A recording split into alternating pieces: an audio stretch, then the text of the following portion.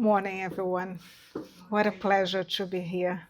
It is really a joy to be here and feel this vibration from our good friends, spirit friends, and from you guys. Because every time we come here and I feel embraced by you and encouraged by you to bring the message, right? To be invited. And that's the main topic, the parable of feasts. May Jesus inspire us so you can have this conversation.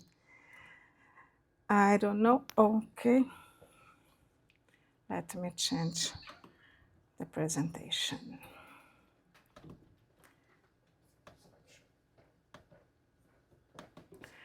Okay.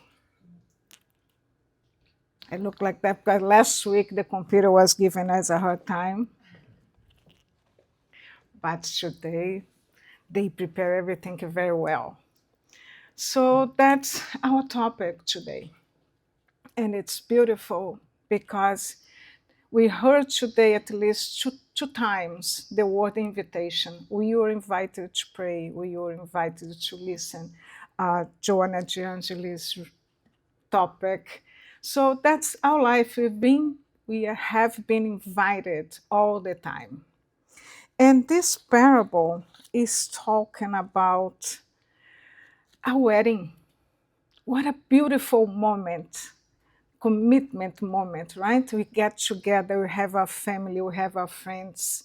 It's always a celebration of love. And this king is inviting everybody to this celebration. And he's inviting us to the kingdom of heaven. And he wants to celebrate his son's wedding. And he sent his servants to call those who had been invited. So, who is this king? It's God, our Father. And he's inviting us to meet Jesus. He wants to introduce us, Jesus, in a different way that you have been listening so many times, we can say now. This brother that comes, he wants us to be close to him. He wants to introduce him in this beautiful moment because it's like a wedding, a marriage, the commitment, this union with us, between us. And he invited people. He prepared a wonderful banquet, like we have here. We have wonderful studies. We have been invited so many times, right? And the center offers studies, friendship. How we here are all friends, and we met here in the center, and we are today very close. So it's another present, another feast we have in the center, the friendship. And sometimes you have the real food that you're going to have next week. So that's the invitation to come meet everybody and be closer to Jesus, to know him better. We know intellectually that Jesus is our model and guide. But how many times we really have a conversation with him, sit together and talk with him? So the invitation continues many, many times. And sometimes the invitation come in a different way. Because sometimes we refuse the regular invitation, even though we have everything prepared for us in this banquet. We have a big dinner. I have prepared my dinner. I have slaughtered my oxen, fattened cattle. Everything is ready. Come to the wedding. Have are we how many times have we refused invitations? The parable, it's a short story that is include everyday elements, simple elements. At the time of Jesus, that's how it's described. In our times, it's, for example, like I said before, in the center, we have the invitation, we have everything being offered to us. But we have a lot of excuses sometimes not to come. At the time of Jesus, they went to their farms, they went back to their business. And here, sometimes we invite to the study, but there is no time for that.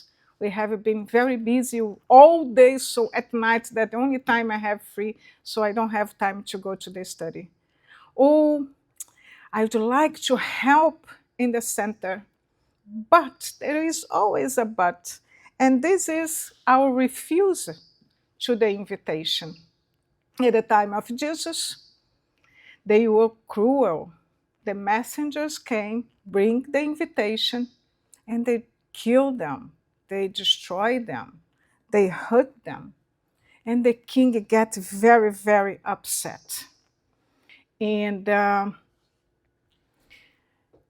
they missed this opportunity to understand a little bit better about the kingdom of heaven.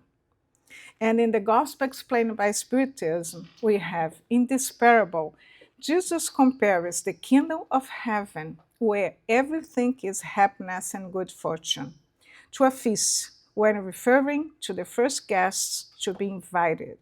He alludes to the Hebrews, who were the earliest peoples to be called by God to know his law. The Hebrews were the first ones to see God, one God. So they had a better understanding. So they were better prepared to receive this invitation to go to the banquet and enjoy the happiness that the kingdom of heaven is offered to them. At this moment, bring the parable to our days. The Spiritism offer us these explanations clearly. So we know much better what to expect from us. We know much better the path you can take, the options we have, all the help we have. And you'll have a better relationship, or we're supposed to have, since now we understand more about spirituality, about uh, spiritual world, about our spirit friends. So we're supposed to know better how to deal with this and enjoy this moment. We don't need to wait to get to the other realm. We can enjoy these moments like this, feeling the peace, the harmony that we have here. We have a tendency to expect everything from outside or some place, but moments like this are very special. And they can represent pieces of this kingdom of heaven. Moment you have opportunity to have peace, calm, and like the Hebrews, we know better now. So why we sometimes refuse the invitation? That's the question we need to ask ourselves. Each one of us has our own reasons. It's reasonable, we know that, but sometimes we need to question more.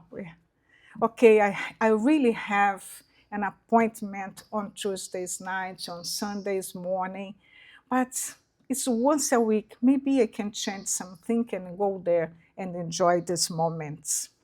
So, with all the knowledge we have, what are we doing with this, right? In the book, The Essential by Joana de Angelis, Psychography, Divaldo Franco, there is one text that Amélia Rodrigues that tells us the difference when we know Jesus. Because Jesus, the Blessed One, came to demonstrate the greatness of happiness through new behaviors, and not those that at the time constitute the best way to live. His physical existence marks a moment when the spiritual being is more important than all material constructions. So, once again, they are telling us that many times we refuse our enlightenment in the spiritual world to just focus in our materials need, of course, we live in this realm. We need to progress. Everybody wants to have a good house, good clothes, good car. We need to fulfill these elements. It's part of our lives. But Jesus brought us something else, different behaviors, different way to see life, and different way to relate to each other. And he brings us love, the lessons of love. That at his time, if there's something they didn't know yet, or little bit or the beginning of what is love. Bring the parable to our days. We know much more now. So it's time for us to start really using Jesus as our guide and model and start changing our behaviors. And that's what's in the parable when the messengers accused the king, get angry and decide to kill them also, destroy them, put fire on the cities. So what does that mean? If you already told that the king is God, and we know God is a father full of compassion and love, what he's killing? He's killing our old behaviors for us to introduce in ourselves the new behavior brought by Jesus. So what he's doing is, we have a lot of messengers. We brought the prophets to announce Jesus. You didn't listen to them. You didn't pay attention to them. You didn't pay attention to the message, the main thing that is love. So it's time to go to kill this old being that is still in yourself and bring the love that already is there. There is a seed of love in each one of us that needs to grow, but is being covered by all these vices and all the bad things that is still part of us also, right? But it needs to be cleaned. People like to use the onions as an example because you have a lot of layers. So we have a lot of layers that need to be removed to make grow this seed of love that is already is in us. So Jesus, look how beautiful this event. We went there, we meet Jesus, you learn this message. But what you're gonna do with that? And sometimes we still refuse the invitation because we didn't understand them very well. And then the spirits bring to us again in a clear way what is this invitation, how can you find a better way. In the Spirit's book, question 627, Kardec asked, if everything was said by Jesus, why we need the spirits to come in here and bring us more things? And the answer is, Jesus often used allegories and parables in his language because he spoke according to the times and places. But we are seeing now that it's the same way he said there, we can understand now, and the invitation is still the same. Our mission is to open the eyes and ears of all, defeating the proud and exposing the hypocrites, those who wear the mask of virtue and religion to conceal the badness. The teaching of the spirits must be clear and unequivocal so that no one can claim ignorance, so that all can judge and appreciate it with reason. We are charged with preparing the kingdom of God, the kingdom of good that Jesus announced. Hence, the need for no one to interpret the law of God according to the passions, nor to distort the meaning of the law of love and charity. And the last part, it's just perfect because we can use this and say the way I want it according to my own desire. I can say that the kingdom of good is what brings me more pleasure, what agrees with my desires, instead showing me what was real happiness and the correct pathway to get this, that is through helping others, helping ourselves and helping others, building ourselves this love and charity, because this is the real happiness, that the ones that are going to stay with us independence the situation we may be living at this moment. When you do good to someone, or you do something that is profound, doesn't matter the present, if the present situation is difficult, just to remember that good time you have with people, helping them, is going to bring back to us this moment of satisfaction for being the instrument of God to serve. So it's much more valuable than the simple fact that to buy some material thing. I always remember that my dream when I was a child, when I was in school, people from here doesn't know, I think only people from my age know. In the school you have conga and you have a bamba. It's two brands of sneakers. Conga was the poor one. Bamba at the time was the biggest Nike at the time. And my dream was to get a Bamba. Finally, my mother could buy me a Bamba, and it was white. The second day of school was completely destroyed. And I was streaming with this, disappeared so fast. My pleasure went away in a second.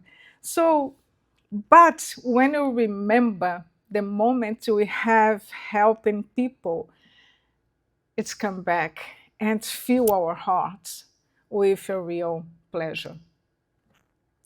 So that's the invitations we are receiving every day, every moment. But sometimes the invitations come in, in different circumstances, like difficulties in life, moments that you need to change the way you eat, because our health is requiring this. Sometimes the invitation comes with a difficult colleague or a difficult boss. There's an invitation for us to change our behavior, like you said before.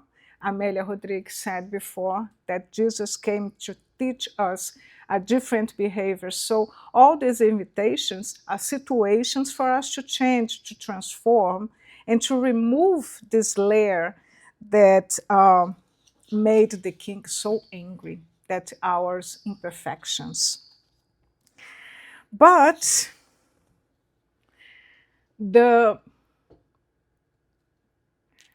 in the parable, okay, the first one refused, and the king told to the servants to go out and get each and every one they found on the streets to come to the wedding. Everything was served. He did his best. The banquet was wonderful.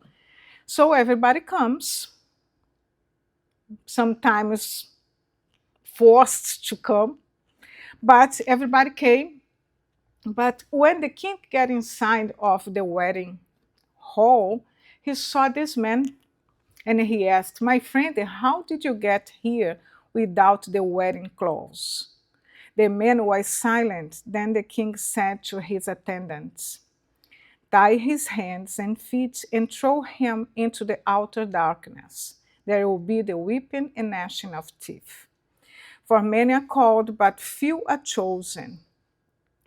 Again sounds this king very bad man, harsh, difficult. He doesn't forgive the man. And that's really difficult to hear. That could be a God. So again, it asks us and tell us to change the way we understand this. Again, we have a Father, we have a God that is pure love and compassion. So what is this? Why he has his hands tied? And we can ask ourselves how many times we tie ourselves in situations and vices and addictions. It's us doing, not God. It's because of our choices. We have the free will, we have different opportunities to conduct ourselves in life. But sometimes we decide to go in the darkness. We choose to the dark instead to the light. You choose going to places that is going to make us sick, not only physically, but mentally and spiritually. So, this is what represents when we are not prepared. So, what's going to be our wedding clothes? Would be our intention, at least our intention to change, to build in ourselves the virtues we are looking for. And we know in Spiritism, we are not required to be perfect, never at this moment. We know we're going to be there. We know we're going to be a pure spirit. But now we do the effort to be better each and every day. So that's the effort towards that makes the difference. And that's what's going to make us free. That's what's going to bring us the light we are looking for. So it's not God that put us there in the darkness, it's ourselves. Because the invitation is always there, and the invitation is always the light. But again, we have the free will. And sometimes it's going to take longer for us to get there, but we're still going to learn, even though sometimes we choose the most difficult path in this journey. We're going to be learning things always, because everything can be transformed in an instrument of our education, our moral education.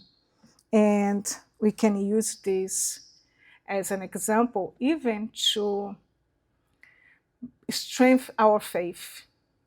Because even when we are going to a difficult moment in life, and for some people means that God abandoned me. No, it just means that God is there giving us the guidance we need. But you need to find in ourselves the strength to go through this moment. And when you look back, you can realize how help we received. And it's going to, every time we overcome one situation, we have a strong faith. That's how we're going to build our faith.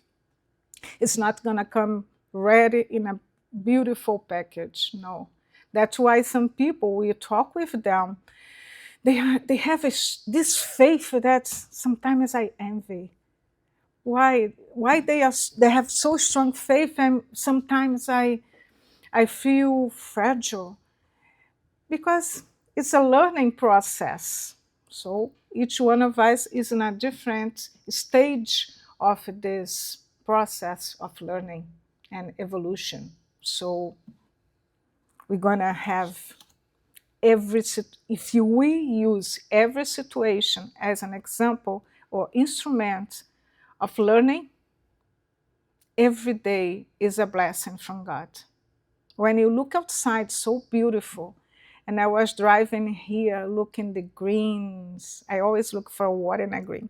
I need a little piece of water and a green makes me happy. And in this beautiful day, it's for us to recognize the presence of God offering us. This is another invitation. So when you look around, you have all kinds of invitations. And it's up to us accept or not. And I brought here a story. I don't think this book has been translated yet, right? But it's a very interesting book from Humberto de Campos. Everybody knows Humberto de Campos? Okay. For those online who maybe doesn't know about Humberto de Campos, was a very important writer in Brazil at his time. And when he went to the spiritual world, he continued to write, and he brings very interesting and important books to us. One of them is Good News, that he's going to talk about different passages of Jesus and moments of that's going to bring us closer the time of Jesus. And in this book, in chapter 21, he's going to talk about a spirit that is could be any one of us. This spirit is not someone that, when was alive, killed, was bad, was something that cruel. No, was a common man, common person, just like us. And he didn't do anything special, but he enjoyed his life the way that material life likes. He was doing everything because we used to hear that, like, I'm young, so I gotta do everything. I'm gonna drink everything, I'm gonna eat everything, I'm gonna do everything. Because when I get too old, I'm gonna think about spirituality. So that was the life of this man. He was only worried about his business, about how he's going to enjoy his life. At this certain point, he got sick, and instead, he used this time to reflect and meditate about his life. He was looking for formulas, magical formulas for him to get better and continue this kind of life, abusing his body with all the excesses. And but his body couldn't take anymore, and he passed away. And when he was in the spiritual world, he was in a very bad condition. And his guardian angel was very, because of his love for him, he decided to take him to a spiritual colony special for spirits that were already evolved a little bit. Spirits that understand his life, had done good with his life. Spirits that were in the spiritual realm, in this colony, to learn a little bit more, to return and do better. But the spirits that already realized their condition and they were work on themselves. But Levindo, that's the spirit you're talking about, was not in this stage yet. He was still complaining about his previous life. He wanted to go back home to meet his wife because he thought his wife was in need of him. He needed to come back to take care of his business because he didn't finish a lot of things. So he was all the time complaining about his time there and how much he needed to come back. So you can understand that the colony was in a stage above him. He was brought there not by syntony, he was brought there by his guardian angel. So he was not aligned with the psychosphere of this colony. But the guardian angel insists that he could be there, he could learn, he could be happy there. But he was always complaining. Even there was a moment he met a spirit there that the last name was Almeida. And then he starts talk with the spirit and he says, you Almeida? So you probably know the Almeida who owes me money. To see how materialized he was. And then the spirit told him, okay, there's a lot of Almeidas there. And I've been here for a long time, so I don't know this Almeida that you are complaining about. So he was out of place and his mind was not there. He was not learning anything in this environment. So the spiritual guide of the place called the guardian angel and asked him, do you know that Levindo is not happy here, right? And then he said, yes. Do you know that he's not aligned with this place? And then he said, yes. So how can you force him to stay here? Levindo was brought to a wonderful place, but he didn't want to be there. His mind was not there. So the the spiritual guide told him, so it's time to call Levindo and tell him that he can go. Open the door to him. So when they called Levindo and told Levindo, okay, you are free to go. What happened to Levindo? He left this wonderful place to go back to an atmosphere of suffering and darkness. That's what is when we go to the darkness in the parable.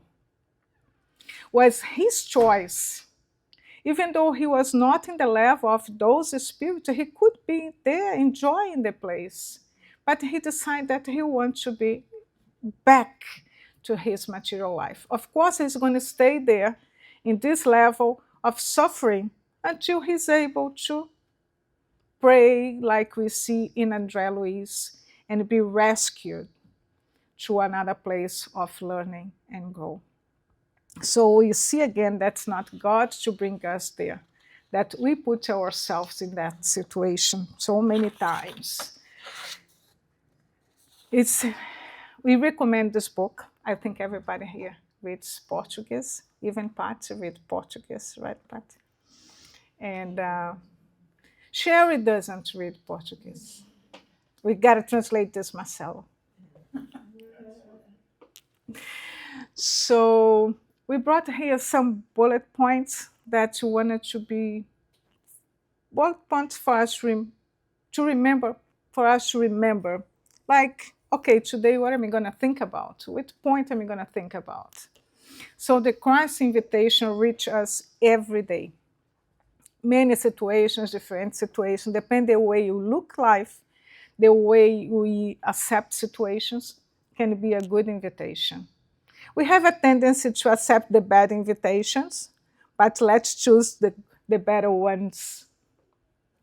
When the opportunity to forgive, help, or understand arises, it is the Master inviting us to the wedding feast. But we need to ask ourselves, have I accepted this invitation? Have I sought to wear the garment of renewal? The wedding garment is woven with small acts of kindness, with the discipline of our thoughts, with the daily effort to overcome our imperfections. That's how we're going to change our clothes, is removing the imperfections we still have and substitute them with the best we have. All the seeds we have of discipline, kindness, it's going to grow when you remove this thing that's covering the seed. And you do the effort. Again, the key word is effort. We see this in all spiritist literature. For example, in the, I forgot the name of the book, Manuel Filomeno de Miranda, when the Santa Isabel is helping the spirits in the spirit realm, and the ones she was taking them with a net, and the spirits that had the little intention to change, they were able to stay in the net and taken to a good place. Though only fall down the ones who didn't have any intention or any disposition to change. So the effort is the key word for us.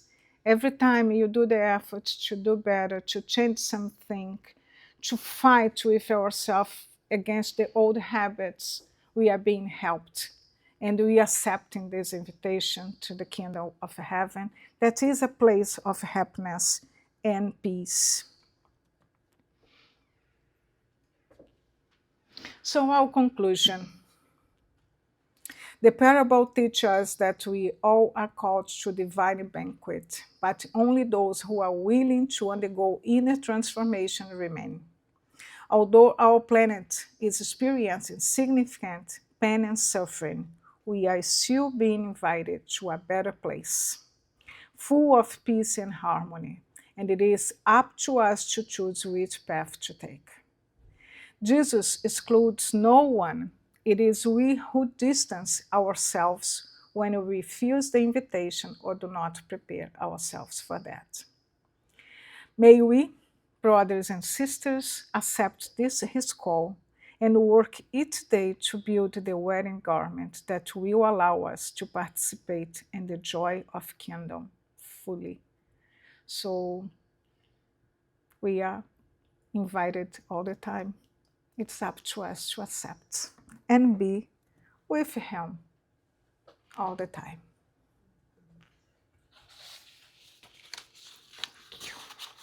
Thank you very much.